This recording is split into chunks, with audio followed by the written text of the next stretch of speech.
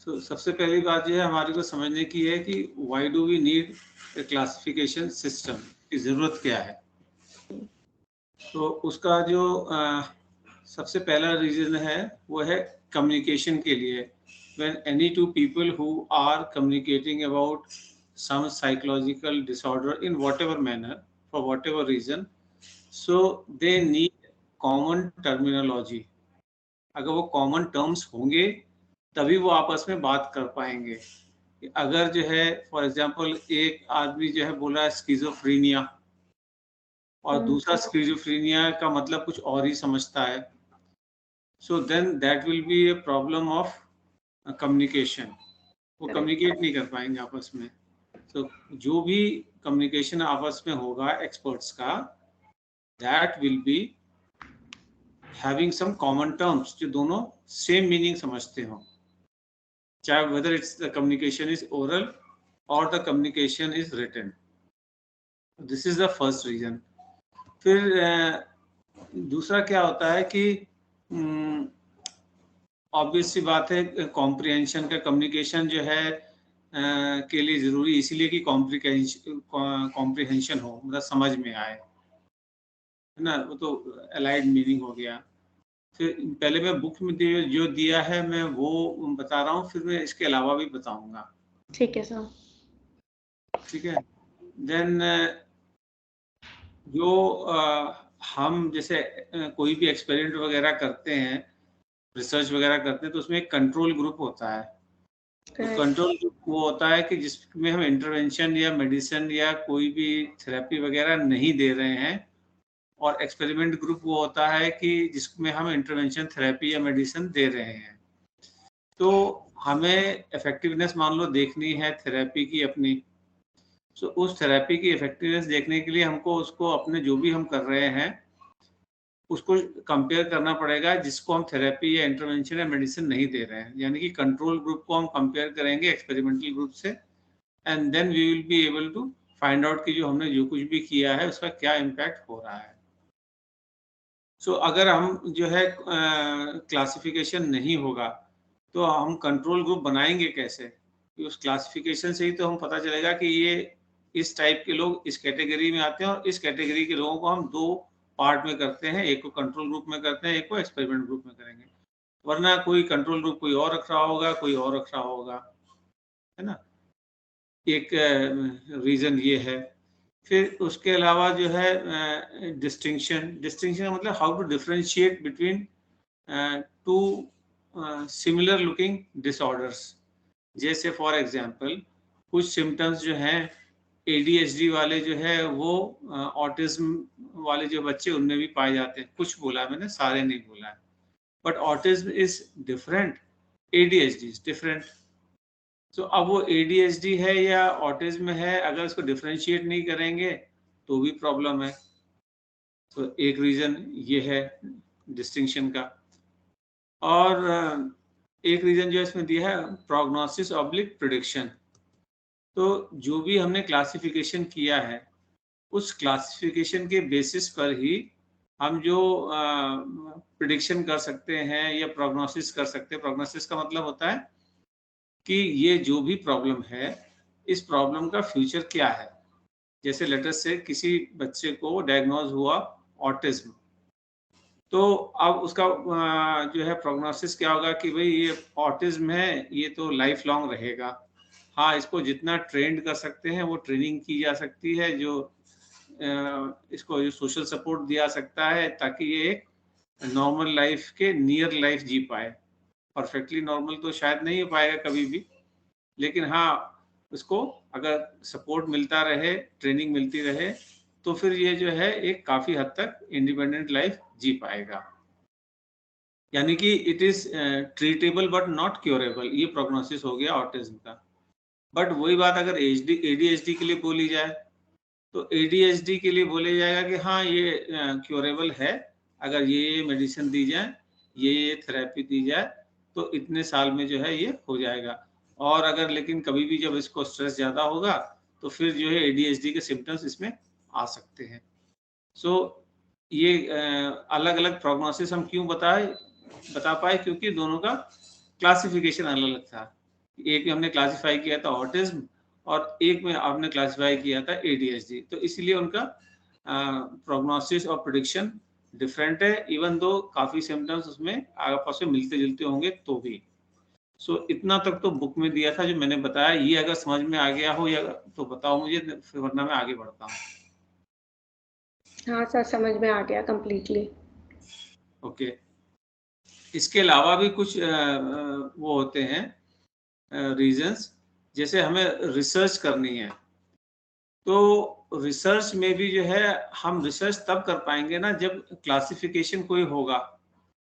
अगर हमने मान लो कोई पर्टिकुलर डिसऑर्डर या डिजीज पे रिसर्च करनी है, तो अगर वो क्लासिफाइड नहीं है, मैं ऑटिज्म को कुछ और मान के चल रहा हूँ, सेकंड आदमी कुछ और ऑटिज्म को मान के चल रहा है, थर्ड आदमी कुछ और मान के चल रहा है, तो हमारी अगर कोई एक कॉमन डेफिनेशन नहीं होगी ऑटिज्म की, तो हम सबकी रिसर्च अलग अलग होगी फॉर ऑब्वियस रीजंस।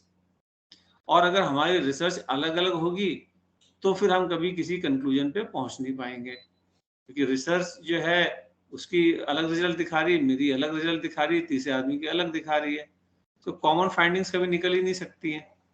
तो जितनी ज़्यादा कॉमन फाइंडिंग्स निकलती हैं उतना ही ज़्यादा हम किसी कंक्लूजन पे पहुंच सकते हैं। और वो कॉमन फाइंडिंग्स तभी हो सकती हैं जब क्लासिफिकेशन जो है हो, अदरवाइज वो कॉमन फाइंडिंग्स नहीं निकलेंगी, रिसर्च हो नहीं पाएगी, होगी भी तो कोई कंक्लूजन नहीं निकलेगा। Is this point understood? Yes. Okay, फिर नेक्स्ट पॉइंट ये है कि जो ट्रीटमेंट है वो ट्रीटमेंट जो है स्टैंडर्डाइज्ड हो जाए। अगर किसी को ये हमने डायग्नोसिस किया कि ADHD है लेट से, तो अब वो ADHD का ट्रीटमेंट जो है किसी भी डॉक्टर के पास में चले जाओ वो सेम ही बताएंगे। सो अगर स्टैंडर्डाइज ट्रीटमेंट होगा तभी तो पेशेंट को फायदा होगा। एक डॉक्टर जो है अगर उसी डिसऑर्डर का जो है अलग मीनिंग निकाल रहा है तो अलग ट्रीटमेंट देगा, दूसरा अलग मीनिंग निकाल रहा है तो वो डिफरेंट ट्रीटमेंट देगा, तीसरा अलग मीनिंग निकाला वो तीसरे तरह का ट्रीटमेंट देगा, तो कभी एक स्टैंडर्डाइज ट्रीटमेंट नहीं हो पाएगा। तो पेशेंट के भी बेनिफिट के लिए यही है कि उसको स्टैंडर्डाइज ट्रीटमेंट मिले, और वो कब हो पाएगा जब जो है क्लासिफिकेशन जो है होगा। उस क्लासिफिकेशन की वजह से ही जो डॉक्टर है वो पेशेंट को एक स्टैंडर्डाइज ट्रीटमेंट दे पाएगा। Is this point understood? Yes sir. ठीक है, नेक्स्ट पॉइंट जो है वो ये है कि जो कई मेंटल डिसऑर्डर्स ऐसे हैं, उनके ट्रीटमेंट के लिए जब जाता है इंसान तो खर्चा तो ऑब्वियसली होगा ही होगा, मेडिसिन का है, डॉक्टर की फीस का है, तो वो जो है अगर इंश्योरेंस में वो डिसऑर्डर्स कवर्ड नहीं है नाम से बाय नेम, तो उसका क्लेम नहीं मिलेगा उसको इंडिविजुअल को। तो वो पैसों का क्लेम उसको मिल पाए, इसके लिए जरूरी है कि जो भी उसने जो जिस चीज का भी वो ट्रीटमेंट ले रहा है उस डिसऑर्डर का कोई नाम हो। जब नाम होगा तभी इंश्योरेंस वाले उसको अपने डिसऑर्डर्स की उस लिस्ट में डाल सकते हैं जिसमें कि क्लेम मिल सकता है। सो ये पेशेंट के लिए भी बेनिफिशियल है कि वो जो है अपने पैसों को क्लेम कर सकें, कि क्लासिफिकेशन होगा तभी उस क्लासिफिकेशन को जो है उस लिस्ट में डाला जा पाएगा जिससे कि इंश्योरेंस क्लेम होगा। ये पॉइंट समझ में आया?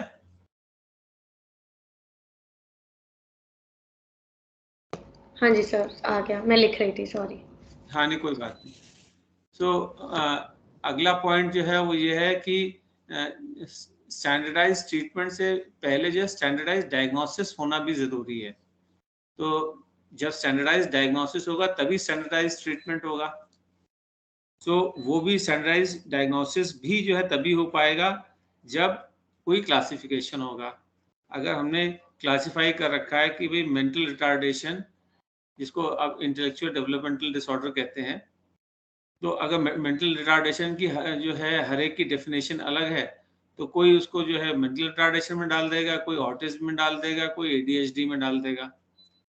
तो जब डायग्नोसिस ही स्टैंडर्डाइज नहीं होगा तो ट्रीटमेंट कहाँ से होगा? So this is another reason, standardize diagnosis standardized treatment, for the purpose of research और for the purpose of insurance claim. ठीक है, ये एडिशनल जो है पॉइंट्स है जो बुक में नहीं दिए हैं, व्हाई वी नीड क्लासिफिकेशन। तो ये पॉइंट क्लियर है? Yes sir. ठीक है। सो नेक्स्ट पॉइंट आते हैं कि आप जो क्लासिफिकेशन जो है इनकी अप्रोचेस क्या क्या है साइकोपैथोलॉजी में, जो अप्रोचेस हैं वो क्या है। सो वो पहली जो है मेन अप्रोच है वो कैटेगोरिकल। कैटेगोरिकल में क्या है कि हम एक कोई पर्टिकुलर कैटेगरी बना देंगे, जैसे स्किज़ोफ्रेनिया है, ये एक कोई जो भी हम कैटेगरीज बनाते हैं या तो इंडिविजुअल उसमें है या नहीं है, ये नहीं हो सकता है कि है भी और नहीं भी। तो अगर हमारी अप्रोच ये है कि क्लियर कट वाली यस और नो कि इसको ये डिसऑर्डर है या नहीं है, सो वो अप्रोच हमारी कहलाएगी कैटेगोरिकल। ये पॉइंट अंडरस्टूड है?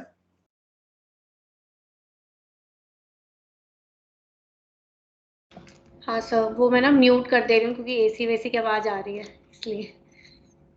हाँ, तो मैं बीच में पूछा करूं कि नहीं? हाँ हाँ सर, आप पूछो, मैं हाँ कह रही हूँ, वो थोड़ा लैग हो गया अभी। सेकंड है डायमेंशनल अप्रोच। डायमेंशनल अप्रोच में क्या होता है कि जो डिसऑर्डर है उसको एक हम कंटिन्यूम में मानते हैं। कंटिन्यूम का मतलब हुआ कि इसका लोएस्ट लेवल ये है और हाईएस्ट लेवल ये है और इसके बीच में इंडिविजुअल कहीं भी हो सकता है। जैसे डिप्रेशन, तो डिप्रेशन के भी जो है डायमेंशंस हैं कि कोई जो है बहुत माइल्डली डिप्रेस्ड हो सकता है, कोई मॉडरेटली हो सकता है, कोई मैनिक स्टेज में हो सकता है, अलग अलग है। On a scale of 1 to 10 जो है वो the person can be anywhere. So अगर हम ऐसे क्लासिफाई करते हैं तो वो कहलाएगी dimensional approach. Another example would be mental retardation. Mental retardation में भी जो माइल्ड, मॉडरेट, सीवियर और प्रोफाउंड DSM-4 में होता था, सो वो डायमेंशनल अप्रोच हुई। ये point understood? Yes sir. Then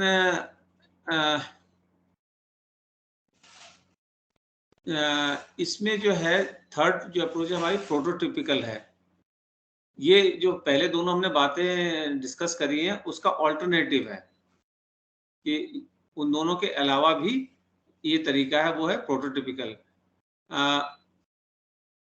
प्रोटोटिपिकल में क्या होगा कि हम एक लिस्ट ऑफ सिम्टम्स बताएंगे और उस लिस्ट में से जरूरी नहीं कि सारे सिम्टम्स मैच करें तभी वो डिसऑर्डर होगा। जैसे फॉर एग्जांपल डिप्रेशन के 10 सिम्टम्स दिए, 10 में से 6 अगर मैच कर रहे हैं तो हम कहेंगे कि हाँ डिप्रेशन है। सारे मैच होना जरूरी नहीं है। सो ये प्रोटोटिपिकल अप्रोच हो गई। सो ये तीनों अंडरस्टूड है? यस सर, एक मिनट। हाँ, लिख लो।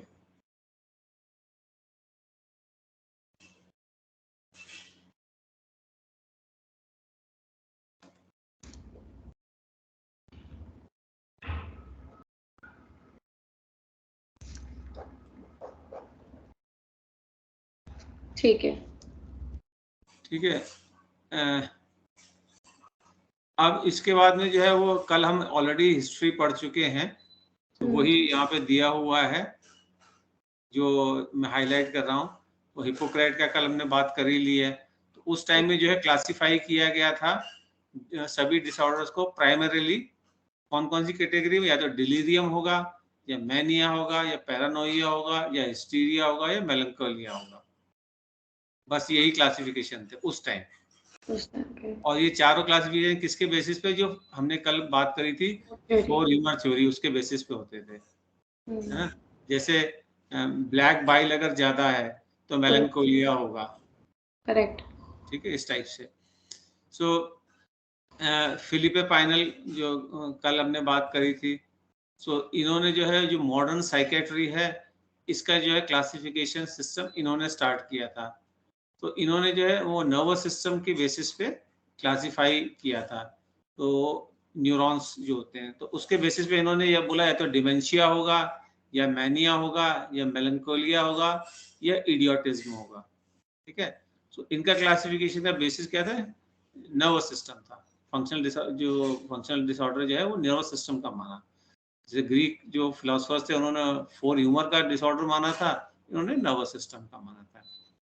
इसीलिए सिमिलरली जो कार्ल लुडविग है, तो इन्होंने जो है क्लासिफाई किया organic and non organic mental disorder. तो ऑर्गेनिक तो वो ही हो गए जो ब्रेन में किसी प्रॉब्लम की वजह से हो रहा है, और नॉन ऑर्गेनिक है कि ब्रेन में तो कोई प्रॉब्लम नहीं है लेकिन डिसऑर्डर है। फिर जो एमिल क्रैपलिन थे, एमिल क्रैपलिन ने जो डिसऑर्डर जो है क्लासिफाई किए थे वो क्लिनिकल फीचर्स की बेसिस पे किए थे। क्लिनिकल फीचर्स का मतलब सिम्टम्स क्या क्या हैं उसके बेसिस पे किए थे। तो इस तरह से द पॉइंट इज कि हर एक ने अपना अपना सिस्टम निकाला क्लासिफिकेशन का, और कोई भी सिस्टम फुल प्रूफ नहीं है, कोई भी सिस्टम परफेक्ट नहीं है। हमको मेंटल डिसऑर्डर को डिफरेंट एंगल से देखना होता है। हमें क्लिनिकल सिम्टम्स भी देखने होते हैं, हमें जो है उसका जो है ऑर्गेनिक है जो बेसिस है, यानी कि ब्रेन में कोई डिसफंक्शन है कि नहीं वो देखना होगा, एंड ऑल्सो उसका एनवायरनमेंट देखना होगा, उसका पर्सनैलिटी देखना होगा, जो साइकोलॉजिकल रीजंस है उनको देखना होगा। सो मल्टीपल फैक्टर्स देखने पड़ते हैं, तब जो है क्लासिफाई हो पाता है। So is this point understood? Yes sir. ठीक है, अब इसके बाद में जो है बेसिस तो इतने सारे हो गए, तो एक जो ब्रॉडली जो है दो रिकॉग्नाइज्ड जो है क्लासिफिकेशन के सिस्टम है जो सभी फॉलो करते हैं, दोनों में से कोई सा भी किया जा सकता है। तो एक तो है आईसीडी। आईसीडी का फुल फॉर्म पता होना चाहिए, international statistical classification of disease and related health problems. ठीक है, ये पूरा इसका ये है। अक्सर जो है लोग सिर्फ जो है आईसीडी को इंटरनेशनल क्लासिफिकेशन ऑफ डिसऑर्डर्स बोल देते हैं, दैट इज इनकरेक्ट। कंप्लीट ये है इंटरनेशनल स्टैटिस्टिकल क्लासिफिकेशन, खाली क्लासिफिकेशन नहीं, स्टैटिस्टिकल क्लासिफिकेशन ऑफ डिजीज के बाद में भी है, and related health problems. Correct है ना, तो ये इसका करेक्ट फुल फॉर्म है आईसीडी का, which very few people are able to tell। तो ये जो नेट वगैरह का एग्जाम आता है उसमें इस टाइप का आ सकता है, तो उसमें एक ऑप्शन दिया होगा इंटरनेशनल क्लासिफिकेशन ऑफ डिजीज, तो सब वही करके आ जाएंगे। तो ऐसे जो है जो पढ़ाई करते हैं तो उसी टाइम इस एंगल से सोचते हैं कि क्या है। दूसरा जो है जो आईसीडी है वो स्टार्ट किया था किसने? WHO ने। WHO is world health organisation. ठीक है, ये एक की पॉइंट है कि जैसे अगेन जो नेट की बात करें तो उसमें पूछा जा सकता है कि आईसीडी जो है ये किसने स्टार्ट किया? तो आईसीडी जो है WHO ने स्टार्ट किया, और वो भी कब? 1900 में। ठीक है, इसलिए मैं इसको इतना एम्फसाइज करके बता रहा हूँ। ठीक है सर। और जो DSM है, diagnostic and statistical manual, DSM का फुल फॉर्म है डायग्नोस्टिक एंड स्टैटिस्टिकल मैनुअल। वो दूसरा जो है इंटरनेशनली एक्सेप्टेड क्लासिफिकेशन सिस्टम है, वो है APA के द्वारा बनाया गया। APA is American psychological association. Psychiatric association भी है, उसको भी APA के उसमें कहते हैं, बट वो क्लासिफिकेशन दोनों जगह सेम ही है, चाहे वो साइकोलॉजिस्ट यूज करें या साइकेट्रिस्ट, वो सेम ही चीज है, उसको DSM ही बोलते हैं। तो वो APA ने बनाया है, जो APA में केवल मेंटल डिसऑर्डर से रिलेटेड चीजें हैं, वेयरएज ICD में जो है मेंटल डिसऑर्डर भी इंक्लूडेड है, बाकी और डिसऑर्डर्स भी, फिजिकल वाले भी हैं इंक्लूडेड, मेंटल वाले भी हैं। सो ये की डिफरेंस है ICD और DSM में। ये यहाँ तक डिफरेंस समझ में आया? हाँ जी सर। तो जो ICD है ये नॉर्मल डॉक्टर्स के पास भी मिल जाएगी, जो नॉर्मल डॉक्टर मतलब जो मेंटल डिसऑर्डर नहीं डील करते हैं, क्योंकि उसमें सारे डिसऑर्डर्स दिए हुए हैं। वेरएस जो DSM है वो खाली साइकोलॉजिस्ट या साइकेट्रिस्ट के पास ही मिलेगी। और जो स्टार्टिंग जो हुई थी ICD की वो DSM से पहले हुई थी। जो ICD-1 है वो 1900 में स्टार्ट हुआ था, DSM बाद में हुआ था। तो इसीलिए जो है जो स्टार्टिंग के एडिशंस हैं DSM 1 जो है तब आया था जब आई थिंक ICD-6 चल रहा था। तो DSM और ICD में जो क्लासिफिकेशन ऑफ डिसऑर्डर्स हैं उसमें सेम लैंग्वेज स्टार्टिंग में नहीं थी, तो वो बड़ी प्रॉब्लम आती थी कि अब कोई ICD यूज कर रहा है, कोई DSM यूज कर रहा है, तो मेंटल डिसऑर्डर के केस में प्रॉब्लम आने लग गई थी। तो इसलिए जो है धीरे धीरे उसको स्ट्रीमलाइन करना शुरू किया गया। क्या स्ट्रीमलाइन शुरू करने का कि भाई ICD जो है वो और DSM में जो मेंटल डिसऑर्डर्स हैं वो सेम तरीके से क्लासिफाई हो, सेम टर्मिनोलॉजी यूज हो, सेम क्लासिफिकेशन सिस्टम हो। ओके। तो अभी वो जो लेटेस्ट जो है ICD-11 आ गई है। करेक्ट। और DSM-5 TR आ चुका है। तो अब जो है ऑलमोस्ट सिस्टम सेम हो चुका है।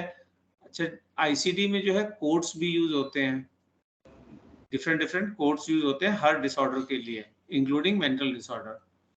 तो वो कोडिंग सिस्टम भी जो है सेम किया जा रहा है और लगभग स्ट्रीमलाइन हो गया है, और उम्मीद है कि अगला एडिशन तक आते आते वो बिल्कुल 100% सेम हो जाएगा।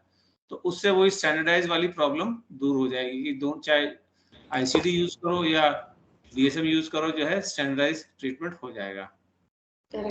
So this was about ICD and DSM। यहाँ तक क्लियर है? हाँ जी सर। ठीक है। अब ये जो अभी मैं कोड्स बोल रहा था जो ICD के, ये स्क्रीन पे दिए हुए हैं कोड्स। करेक्ट। तो ये जो कोड्स जो हैं इसमें जैसे फर्स्ट वाला दें F00 to F09, तो इसमें जो organic including symptomatic mental disorders, dementia, delirium, organic, इस टाइप के जितने भी डिसऑर्डर्स हैं उनको कोडिंग इसमें से मिलेगा। Got it. ठीक है। इसी तरह हर कोड का इन्होंने दिया हुआ है। जैसे सेकंड वाला देखते हैं F10 to F19, mental and behavioural disorders due to use of psychoactive substances, alcohol, cocaine and tobacco. बस कोई भी साइकोएक्टिव सब्सटेंसेस अगर कोई व्यक्ति यूज कर रहा है और उसकी वजह से मेंटल डिसऑर्डर या बिहेवियरल इशू है, तो कोडिंग इसमें से कोई होगी। Got it. ठीक है। फिर नेक्स्ट देख लो F20 to F29, schizophrenia, schizotypal and delusional disorders, जितने भी हैं वो इसमें हाँ इसमें आएंगे। ऐसे बाकी सारा तुम I think you can always. और लास्ट में इन्होंने जो है F99 जो दिया है, अनस्पेसिफाइड मेंटल डिसऑर्डर, जो किसी भी कैटेगरी में फिट नहीं बैठ रहा है उसको F99 दे दिया। Got it sir. ठीक है। तो इस तरीके से इन्होंने कोडिंग करी है। तो वही जो भी मैं कह रहा था ना कि कोडिंग भी सेम की जा रही है ICD और DSM की। तो अभी जो DSM-5 आई है उसमें एंड में जो डिसऑर्डर्स का जो दिया है डायग्नोस्टिक क्राइटेरिया, उसके एंड में ये भी मेंशन किया हुआ है कि जो ICD में क्या कोड दिया हुआ है उसका, ताकि सिमिलरिटी रहे। रेफरेंस कर। ठीक है। अब वो DSM जो मैं ऑलरेडी काफी कुछ बता चुका हूँ, वो है इसमें से ये जो मैंने ऑलरेडी बता दिया था कि DSM जो है अमेरिकन साइकेट्रिक एसोसिएशन,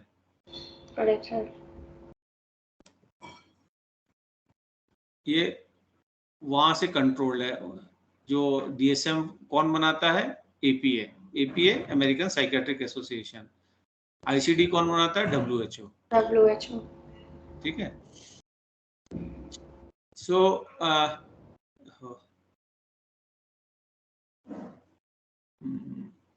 इसमें तो सर सारे पुराने, मैंने कल देखा जैसा पुराना लिखा हुआ है। हाँ, इसमें DSM-4 दिया हुआ है बुक में, जो है DSM-4 तक ही दिया हुआ है, DSM-5 इसमें नहीं दिया हुआ है। तो खैर मैंने पढ़ा हुआ है, DSM-5 भी पढ़ा है, उसका DSM-5 TR आया, मैंने वो भी पढ़ लिया है। इसलिए मैं दोनों ही चीजें बीच में बताता जाऊंगा जहाँ जहाँ रेलेवेंट होगा, पर एग्जाम के पॉइंट ऑफ व्यू से तो जो बुक में है वही चलना है। तो they will not ask about DSM-5? कैसे पूछेंगे जब बुक में है ही नहीं तो? हाँ ये भी है, सिलेबस में नहीं है ना।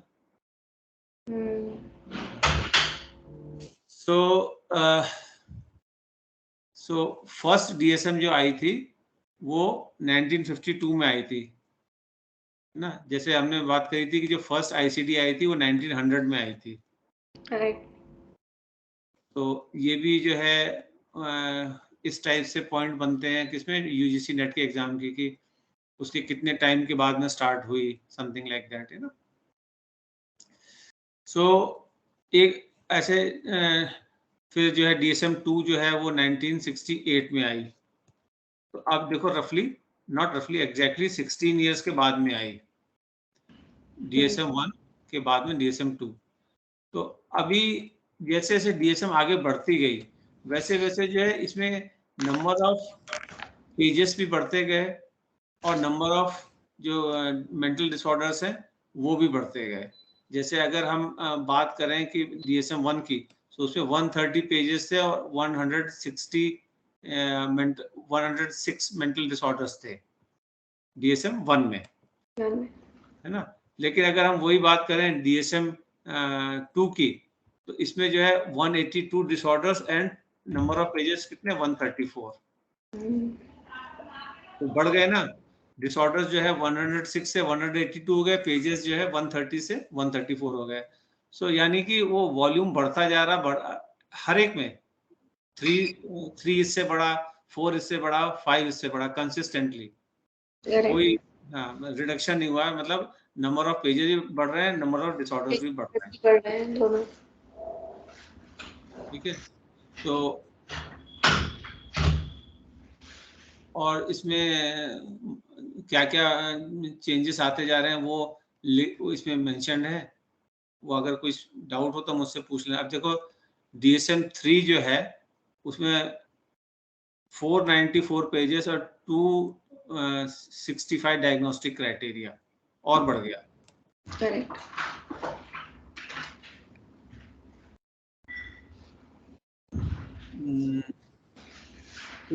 DSM-3R का मतलब हो गया रिवाइज्ड। देखो DSM-3 था 1980,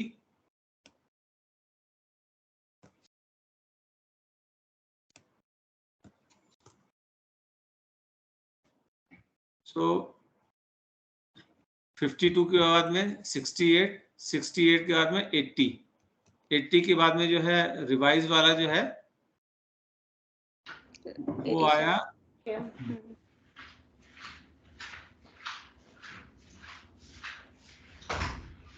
रिवाइज वाला है 87 में, है ना। तो काफी कंसिडरेबल गैप होता है तब DSM आता है। फिर DSM-4 आया 1994 में। अगर हम बीच में रिवीजन वाले को छोड़ दें, केवल जो है उसकी बात करें DSM की, तो 3 आया था 80 में, उसके बाद में 4 आया 94 में। So point I am trying to tell you is कि DSM का जो रिवीजन जो है काफी टाइम के बाद में होता है, बहुत जल्दी जल्दी नहीं होता है। ठीक है। तो ये टेक्स्ट रिवीजन क्या होता है? लाइक क्या डिफरेंस है रिवाइज और टेक्स्ट रिवीजन में? हाँ, जो DSM पढ़ी है तुमने कोई सी भी? नहीं सब पढ़ी नहीं है, बट आई हैव ओवरलुक्ड। अच्छा, तो पढ़ना उसको। उसमें जो है डायग्नोस्टिक क्राइटेरिया जो दिया हुआ होता है, उस डायग्नोस्टिक क्राइटेरिया के एंड में जो है एक कमेंट्री टाइप की दी होती है, डिटेल्स दिए होते हैं। जैसे क्या क्या रिस्क फैक्टर हैं, क्या क्या जो है डिफरेंशियल डायग्नोसिस हैं, है ना, क्या क्या जो है कोमॉर्बिडिटी है, एनवायरमेंटल फैक्टर्स क्या क्या हैं, हेरिडिटरी फैक्टर्स क्या अफेक्ट कर रहे हैं, उस सब का डिटेल्स दिया होता है आफ्टर द डायग्नोस्टिक क्राइटेरिया। उसे कहते हैं टेक्स्ट। सो उस टेक्स्ट में अगर कोई रिवीजन है, मतलब डायग्नोस्टिक क्राइटेरिया में नहीं, टेक्स्ट में कोई रिवीजन है, तो वो जो है टेक्स्ट रिवीजन होगा। Got it sir, got it. हाँ मैंने मतलब पूरी नहीं पढ़ी है। जैसे हमने डिप्रेशन पढ़ा था तो सिर्फ डिप्रेशन पढ़ा है, मतलब जो डिसऑर्डर्स पढ़े हैं बस उतना उतना पढ़ा है, जैसे ईटिंग डिसऑर्डर्स पढ़े हैं, बस स्पेसिफिक ही पढ़ा है मैंने तो अभी। उसके एंड में जो डिस्क्रिप्शन दिया हुआ ना, हाँ, मेरे को समझ में आ गया सर। हाँ, हाँ, क्योंकि सो मेरे पास 5 पड़ी हुई है, DSM 5 है अभी रिवाइज्ड, मतलब अभी TR वाली नहीं है। हाँ, TR वाली भी आ चुकी है, इंटरनेट पे अवेलेबल है फ्री ऑफ कॉस्ट। सो ये हो गया TR। अब DSM 4 और 5 में जो है, DSM 4 की बात करता हूँ, 5 में बाद में करेंगे अगर टाइम मिला तो। 4 में जो है जो एक की फीचर है वो था मल्टी एक्सियल डायग्नोस्टिक क्राइटेरिया था। मल्टी एक्सियल मतलब अगर हम कोई डायग्नोसिस कर रहे हैं तो वो केवल कोई एक पर्टिकुलर चीज लेके नहीं कर रहे, हम बहुत सारी चीजें जो है एक साथ कंसिडर कर रहे होते हैं, और वो उनको जो है साइमल्टेनियसली अलग अलग डायमेंशंस में अलग अलग जो है उसकी रेटिंग कर रहे होते हैं। तो एक्सिस 1 में जैसे हुआ clinical disorders and other conditions that may be A focus of clinical attention, जैसे कि वो बचपन से हुआ है, चाइल्डहुड में हुआ है, एडोलेसेंट एज में हुआ है, जो डिसऑर्डर हैं, डिलीरियम, डिमेंशिया, एमनीजिया, जो भी है, तो जो क्लिनिकल उसके जो फीचर्स हैं उस पे जो है ज़्यादा फोकस किया जा रहा है। तो वो जो है सामने लिस्ट है तुम्हारे 1 टू जो है 16, ये सारे जो है एस्पेक्ट्स के बेसिस पे जो है एक्सिस 1 में डाला जाता है। जैसे अगर मान लो बॉडी से रिलेटेड कोई जो है डिसऑर्डर है, लेकिन उसका ओरिजिन जो है साइकोलॉजिकल है, तो वो सोमैटोफॉर्म डिसऑर्डर हो गया। करेक्ट। तो इस तरह से कोई सेक्सुअल डिसऑर्डर है या जेंडर आइडेंटिटी डिसऑर्डर है तो वो अलग हो गया, ईटिंग डिसऑर्डर है वो अलग हो गया। सो वो क्लिनिकल फीचर्स जो है इन कैटेगरीज में कहाँ फिट बैठ रहे हैं, ये एक्सिस 1 में देखा जाता है। ठीक है। ठीक है। एक्सिस 2 में जो है personality disorders and mental retardation, जितने भी पर्सनैलिटी डिसऑर्डर जो है 10 पर्सनैलिटी डिसऑर्डर्स दिए हुए हैं DSM 4 में, वो सारे के सारे जो है एक्सिस 2 में आते हैं। मतलब जब हम एक आदमी को डायग्नोस कर रहे हैं, एक तो क्लिनिकल फीचर्स हमने देखे, और करेक्ट। क्लिनिकल फीचर्स के साथ साथ हम उसकी पर्सनैलिटी डिसऑर्डर है कि नहीं है ये भी देखेंगे। ठीक है। ओके।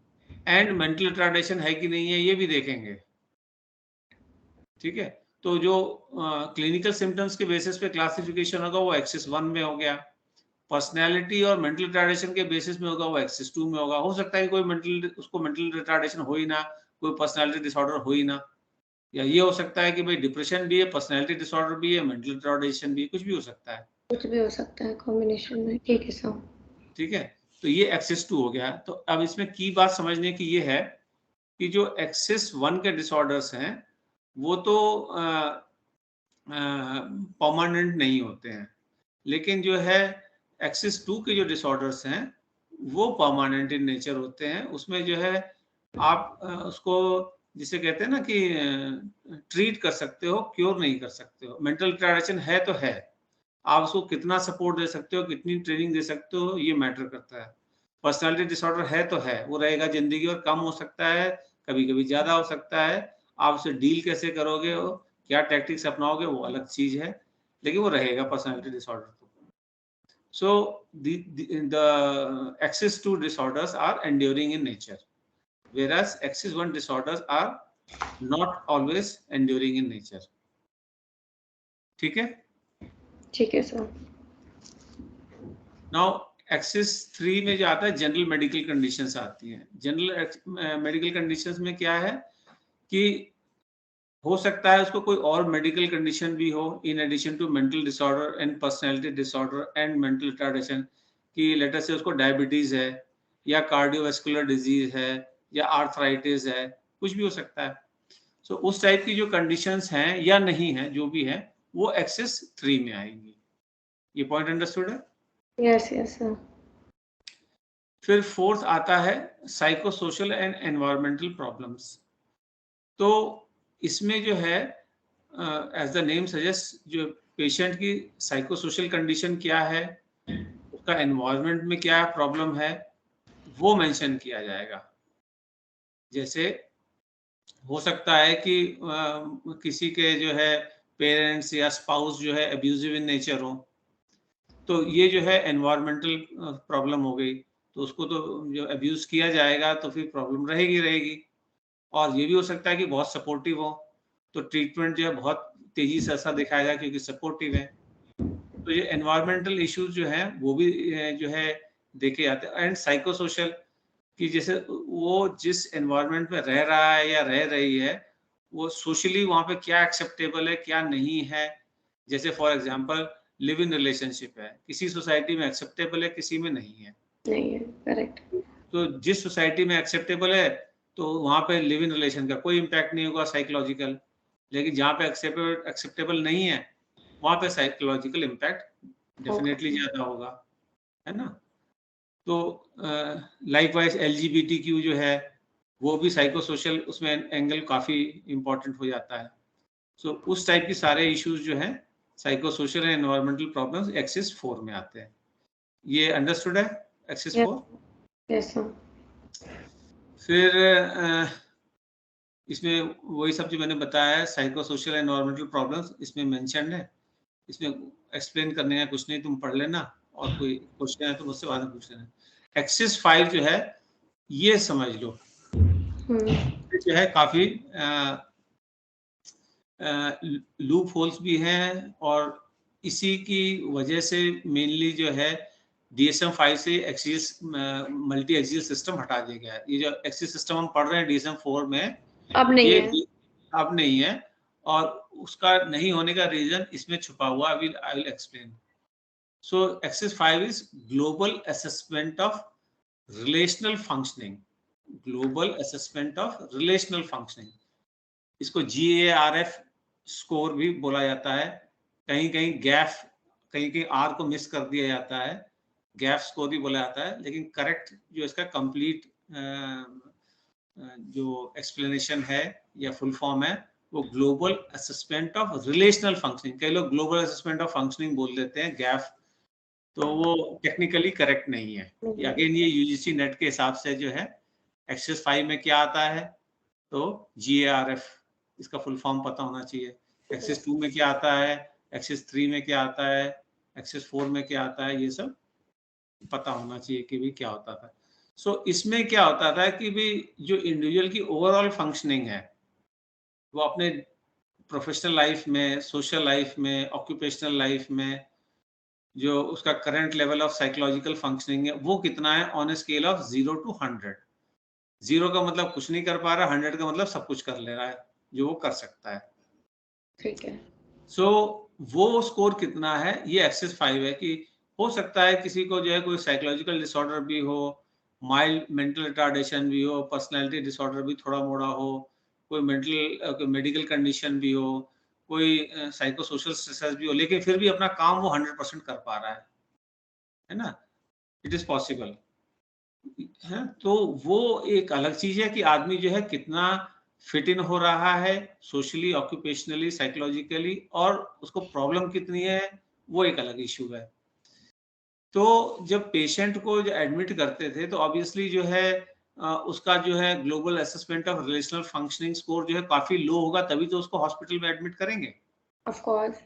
तो वो आप एडमिट कर लिया, अब ये जो बातें मैं बताने जा रहा हूँ ये बुक में नहीं लिखी होंगी। ठीक है। तो उसको एडमिट करेंगे, तो अब मान लो ट्रीटमेंट चला उसका 15 दिन हो गया या 1 महीना हो गया, तो अब ट्रीटमेंट सक्सेसफुल है या नहीं है इसका इंडिकेटर क्या होगा, उसका global assessment of relational functioning improve होना चाहिए।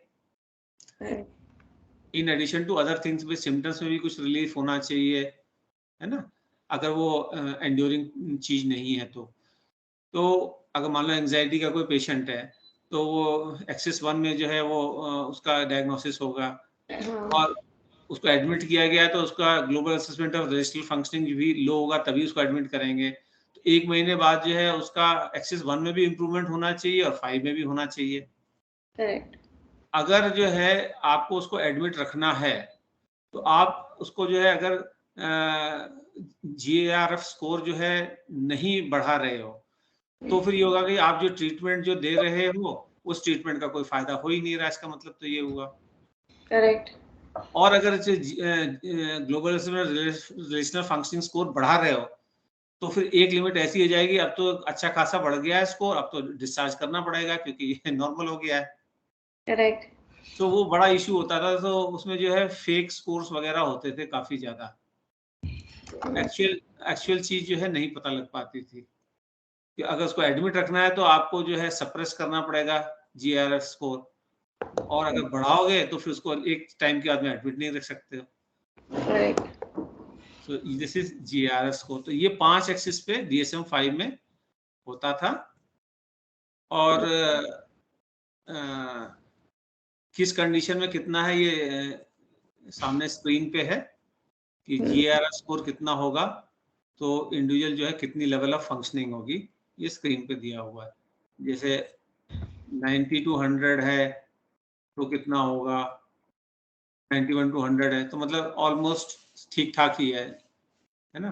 Superior functioning across a wide variety of activities of daily life, अगर यहाँ तक पहुंच गया तो आपको डिस्चार्ज करना ही पड़ेगा, रख ही नहीं सकते हो आप। Of course. और इवन उसके नीचे वाला भी है, 81 to 90 भी पहुंच गया तो एब्सेंट और minimal symptoms, no more than everyday problems और कंसर्न्स, वो तो सभी को थोड़ा बहुत होता है, तो आप उसको एडमिट नहीं दे सकते हो, है ना। इवन उसके नीचे आ जाओ 71 to 80, transient and predictable reactions to stressful events, और no more than slight impairment in functioning, वो तो सभी को होता है। सो यहाँ पर भी पहुंच गया तो भी जो है आप उसको एडमिट करने के लिए जस्टिफाई नहीं कर सकते हो। Got it. तो ये एक्सियल सिस्टम था जो DSM-5 में नहीं है पर DSM-4 में था। ठीक है सर। ठीक है,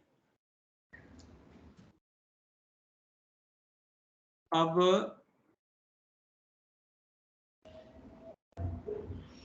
DSM-5 का 4TR का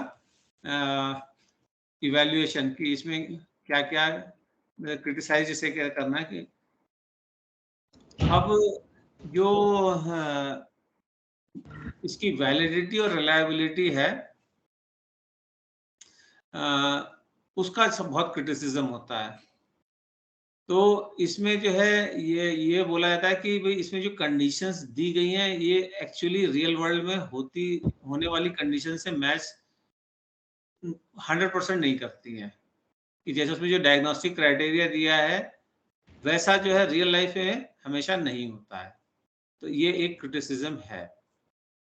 तो क्योंकि ये कोई साइंटिफिक मॉडल पे बेस्ड नहीं है, ये statistical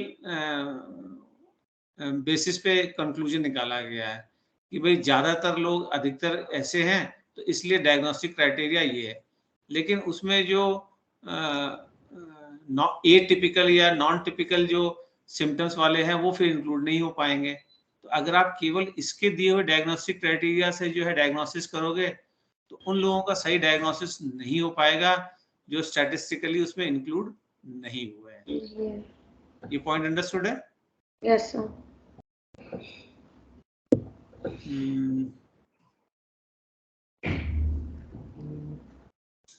then is superficial symptoms. तो इसमें जो है सिम्टम्स पे जो है फोकस किया गया है rather than the underlying cause. हाँ, सिम्टम्स का रीजन क्या है उस पर फोकस नहीं किया गया है, ये एक इश्यू है। ठीक है, अब मान लो किसी को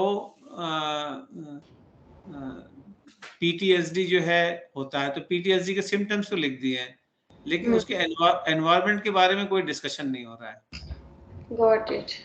अगर उसका एनवायरनमेंट ऐसा है जिससे कि PTSD बार बार ट्रिगर हो जा रहा है तो अंडरलाइंग कॉज जो है वो एनवायरनमेंट ज्यादा है हुआ।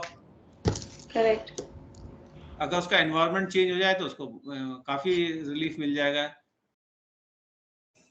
ये एक दूसरा इशू है। ठीक है, तो यानी कि the model is atheoretical. atheoretical का मतलब कि कोई थ्योरी नहीं है इनके पास में कि भाई ऐसा क्यों हो रहा है, ठीक है। फिर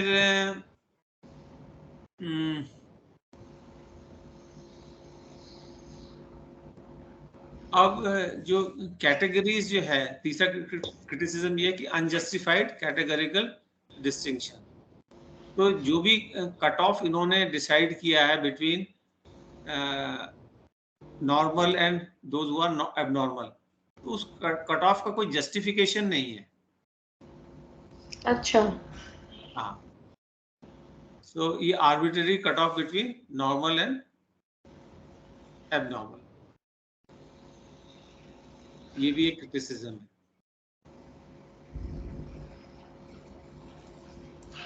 ठीक है sir.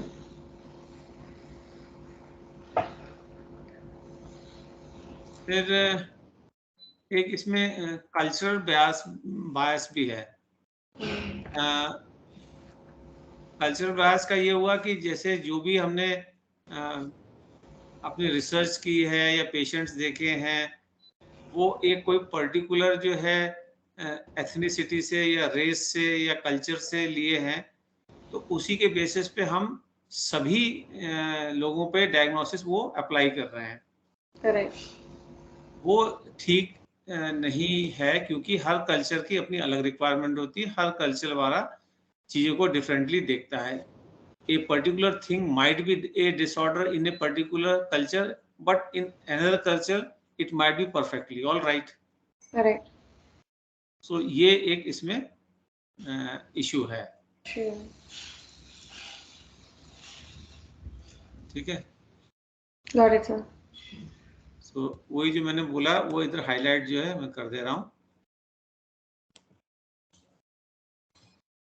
It is argued that even when diagnostic criteria set is accepted across different culture, it does not necessarily indicate that the underlying construct have any validity within those cultures, and reliable application can only demonstrate consistency, not legitimacy. हो सकता है कि काफी सारे या अधिकतर cultures में वो चीज डिसऑर्डर हो, लेकिन सब में हो ये जरूरी नहीं है। नहीं है। ठीक है। लास्ट वाला भी बड़ा इंपॉर्टेंट है, और ये पॉइंट जो है हर डीएसएम पे लागू होता है, जो मैं अभी बोलने जा रहा हूँ। ओके। हाँ, वो क्या है कि जो फार्मा कंपनीज हैं, वर्ल्ड ओवर की मैं बात कर रहा हूँ, किसी पर्टिकुलर कंट्री की नहीं बात कर रहा हूँ, उनका बहुत इन्फ्लुएंस रहता है। वो जो है जितने भी की स्टेक होल्डर्स हैं, स्टार्टिंग फ्रॉम जो डायग्नोसिस करते हैं से लेके ट्रीटमेंट, मैन्युफैक्चरर, सब पे उनका जो है बड़ा तगड़ा होल्ड रहता है। ओके। तो लाइक मैंने ये एम्फसाइज किया था कि हर डीएसएम में जो है नंबर ऑफ डिसऑर्डर्स बढ़ते जा रहे हैं, पेजेस बढ़ते जा रहे हैं। Correct sir. सो जितने ज्यादा जो है डिसऑर्डर्स होंगे, उतनी ज्यादा जो है मेडिसिन बिकेंगी। करेक्ट। तो ये जो ड्रग कंपनीज है, फार्मा कंपनीज है, उनके फेवर में ये बात जाएगी कि जितने ज्यादा डिसऑर्डर्स बढ़ते जाएं, उतना ज्यादा दवाइयां बिकेंगी। करेक्ट। तो जो कमेटी में लोग होते हैं, जो डीएसएम बनाते हैं, उनको आइडियली किसी भी तरह का बेनिफिट ड्रॉ नहीं किया होना चाहिए फार्मा कंपनी से। कोई भी ग्रांट या कोई भी किसी तरह की हेल्प उनको नहीं मिली होनी चाहिए। पर ये जो है चीज देखी गई है ऑलमोस्ट हर डीएसएम बनाने वाली कमेटी में, कि उसमें ऐसे लोग रहे हैं जिनको डायरेक्टली या इनडायरेक्टली जो फार्मा कंपनीज हैं उनसे पैसे मिले हैं। सो ऑब्वियसली वो जो क्लासिफिकेशन सिस्टम बनाएंगे वो ऐसा बनाएंगे which will suit the drug companies. Correct. हाँ, जैसे आपने डायबिटीज का भी बताया था, और जैसे कट ऑफ आपने बताया था कि आप सबने मतलब अगर जरा सी भी बढ़ती है तो उन्होंने वो लिमिट ही ऐसी कर दी कि मेडिसिन खानी ही पड़ेगी, तो एवरीबडी सजेस्ट। एग्जैक्टली। सो डायबिटीज वाले केस में भी उन्होंने किया है, ब्लड प्रेशर वाले केस में भी किया है, बीपी में भी किया है। करेक्ट। ठीक है।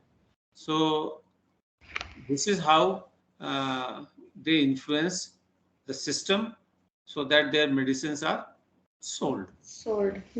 Got it sir. तो ये नेक्स्ट क्रिटिसिज्म था। सो इसके साथ हमारा ये चैप्टर फिनिश होता है। If you have any question please feel free to ask. नहीं sir, I have seen the chapter but because it was पुराना, तो मतलब my interest was to know the new, क्योंकि भले ही एग्जाम में तो पूछेंगे तो यही पूछेंगे, but DSM 5 I was thinking के उसके बारे में मे बी नेक्स्ट क्लास में भी। हाँ, उसका मैंने एक वीडियो डाला हुआ है यूट्यूब पे, उसको देख लेना तुम। ठीक है। उसमें सारा एक्सप्लेन किया हुआ है मैंने। ठीक है sir, then I will see that only. हाँ, उसको देख क्योंकि मैं लेना। और उसमें से कोई क्वेश्चंस हो तो तुम पूछ लेना, वो दैट आई विल क्लैरिफाई। उसमें काफी डिटेल में मैंने एक्सप्लेन किया हुआ है। ओके ठीक है सर, वो मैं देख लूंगी फिर। रिकॉर्डिंग फिनिश करूँ मैं? हाँ जी सर।